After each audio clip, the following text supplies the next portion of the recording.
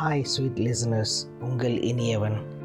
குழந்தையாய் இருந்திருக்கலாம், குழப்பம் ஏதும் இல்லாமல்.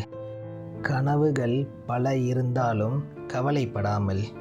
கவலையில் அழுதாலும் துடைக்க கரங்கள் இருக்கும். என்னை மகிழ்விக்க அவர்கள் வேடமிட்டு எனக்கு சிரிப்பு காட்டிடுவார்கள். நான் சிரிக்க அவர்கள் சிரிப்பார்கள். என் சிரிப்பினில் அவர்கள் தொலைந்து போவார்கள். எப்படி வேகமாக வளர்ந்தேன் என்று தெரியவில்லை. எதை செய்தாலும் இன்பமாக என்னை ஏற்றுக்கொள்வார்கள். நான் வளர்ந்த பின்பு, இப்பொழுது எதையும் செய்துவிடாதே, நீ செய்வதெல்லாம் துன்பமாக இருக்கின்றது என்று அவர்கள் கூறுகிறார்கள். பிறரை ஒப்பிட்டு என் மனதை நோகடிக்கிறார்கள். இவன் தனித்துவமானவன் சொல்லிய நாவு, இவன் தருதலையாகத்தான் போவான் என்று சபிப்பது ஏனோ? பிறரின் திறமையை கொண்டு என்னை அணுகுவது ஏனோ? என் திறமையை நான் அறியவில்லை. என்னை வளர்த்த பெற்றோரே, உனக்குமா அது தெரியவில்லை?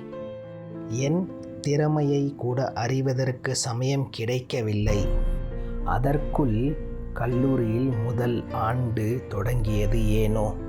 நான் யார் என்று தேடலில் கல்லூரி முடிந்து போனது. தொழிற்சாலை நிறுவனங்கள் கல்லூரியை அணுகியது. எனக்கும் வேலை கிடைக்கும் என்று அணுகினேன். ஆனால் எனக்கு வேலை கிடைக்கவில்லை. அன்றும் என் மீதுதான் பழி சுமத்தப்பட்டது. உன் நண்பர்களுக்கு வேலை கிடைத்ததல்லவா? நீ ஒழுங்காக படித்திருந்தால் உனக்கும் வேலை கிடைத்திருக்கும் அல்லவா? அதன் பின்பு வேலை தேடி அலைந்தேன் நானும். முன் அனுபவம் இருந்தால்தான் வேலை கிடைக்கும் என்று சொல்லும் நீனும். விசித்திரத்தில் வினோதம் அல்லவா? வேலை கொடுத்தால் தானே அனுபவம் கிடைக்கும். அனுபவம் பிறப்பில் வருவதில்லையே. சரி, படிப்புக்கேற்ற வேலைதான் கிடைக்கவில்லை. கிடைக்கும் வேலையை செய்து வந்தேன்.